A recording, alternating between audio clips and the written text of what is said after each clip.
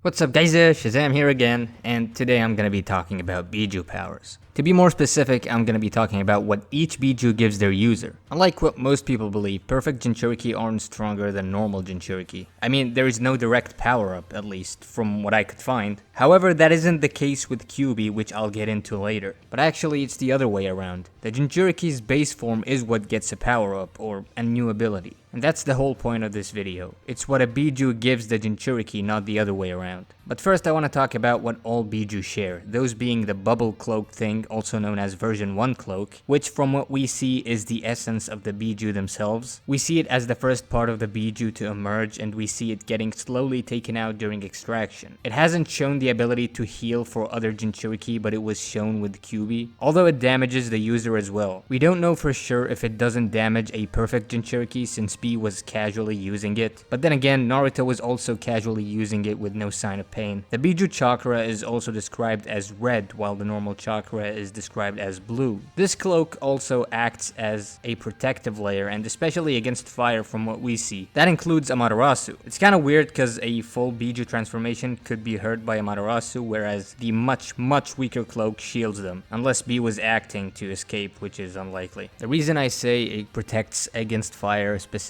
is because we do see Naruto resisting fire, and the cloaks he gave the Alliance also resisted fire, but he couldn't resist a Chidori. Next one is version 2 cloak, which is the will of the Bijuu themselves and seems to act as a shield against blades and Kusanagi at that, but it's still chakra, so it's susceptible to absorption. During this state, the Jinchuriki resembles a mini version of the Bijuu, which damages them because the Bijuu will require to change the form of the Jinchuriki to take over. Again, this doesn't appear to be a side effect for a perfect Jinchuriki like B, since this time we see that it didn't damage his skin like it did with Naruto. But maybe that's because version 1 cloak was still healing B. Naruto didn't have the version 1 underneath the second one. Jinchuriki have also shown the ability to release a main tail that is relative in size to the host, skipping versions 1 and 2 without showing further transformation other than the tails. Also, Bijuu chakra have access to black and white chakra, or negative and positive chakra, which can be condensed without rotation, forming the Bijuu bomb. However, it needs to be at a specific ratio between those two kinds of chakra, or the jutsu will simply not form, making the use of these black and white chakra for different jutsu impossible. And of course, they can create larger Bijuu bombs depending on how much chakra was put into them, and Bijuu bombs can't be used in a human form, which is why Four Tails Naruto managed to do it, whereas KCM1 couldn't. And Naruto usually manifests the head of the Nine Tails to create one in KCM2.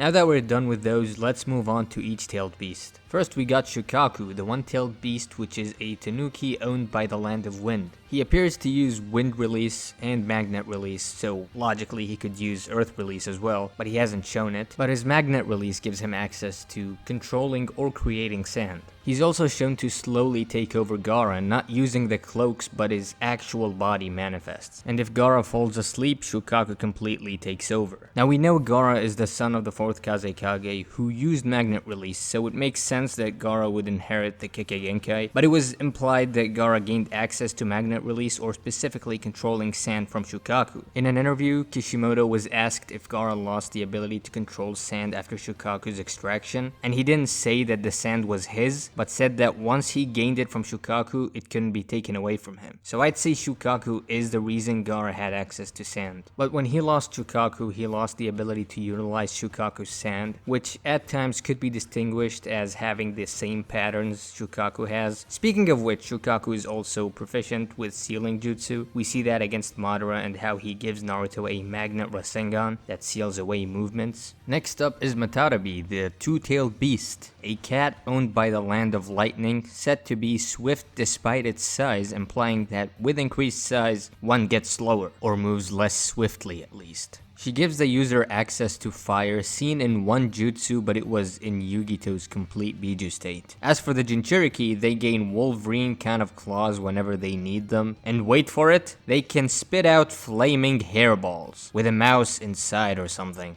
I don't know if the mouse is alive inside or not. It's pretty dumb, is all I could say. I mean, you don't grow mice inside you because you're a cat. Next up is Soboo, the three-tailed beast. He's a turtle that was originally owned by the Land of Water and can use water release. Yagura's most broken jutsu, aka the water mirror technique, isn't said to be due to his ability to control Soboo, so it's safe to say water release is his own. But he has an ability called Coral Palm, where the Jinchuriki hits an enemy and coral starts forming and growing, restricting their movements. The fourth one is Son Goku, the four-tailed beast owned by the Earth Nation. A monkey that looks a lot like a Super Saiyan 4 Uzaru with a Jinchuriki named Roshi. He appears to fight like a monkey in a physical fight, obviously, but also used lava release and could very well have the most broken abilities of the tailed beasts. He's able to shield his Jinchuriki in an armor of lava, fire lava balls, or just molten rocks like a volcanic eruption would. Next we have Koko, the five-tailed beast owned by the Earth Nation. Resembles a horse with what to me looks like a dolphin face, does what a horse on crack would do, basically headbutts enemies, and gives the user access to boil release, which was commonly seen used to power up physical attacks, like one attack that's called boil release unrivaled strength. We haven't seen it used in longer ranges except by May. Next we have Seiken, the six-tailed beast owned by the Land of Water. He looks really dumb, to be honest. It's a fat slug or something. I don't know, the bubbles used by Utakata are water release, so it's unlikely that he could use them due to his possession of Six Tails. But Six Tails is said to have super alkaline abilities or whatever that melts skin. It is also able to produce corrosive substances able to melt and stuff in the form of liquid or gas. The Jinchuriki in version 2 cloak can also be very slippery. Next we have Chomay, the seven-tailed beast owned by the village hidden in the waterfalls. 6 of its tails are actually wings that could be used by the user. It also gives access to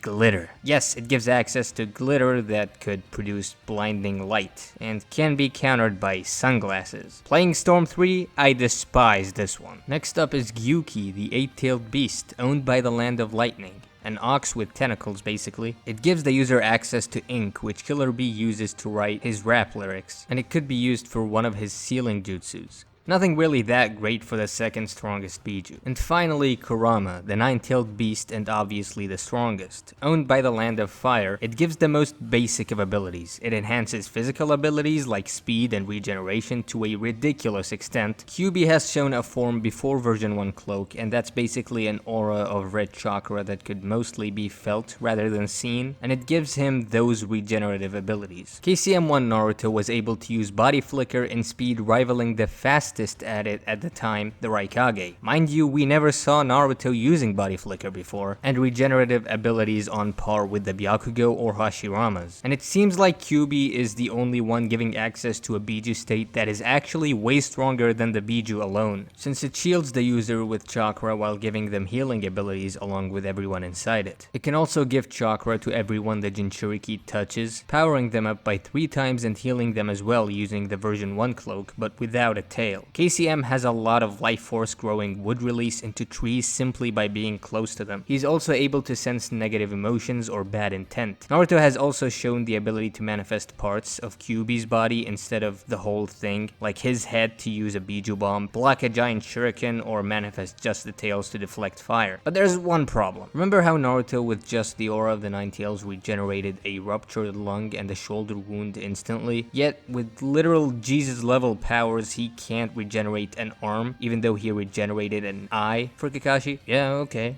Anyway, this is it for today's video. I'm not gonna be talking about Ten Tails, cause that filth shall not be discussed here on this channel. Yuck.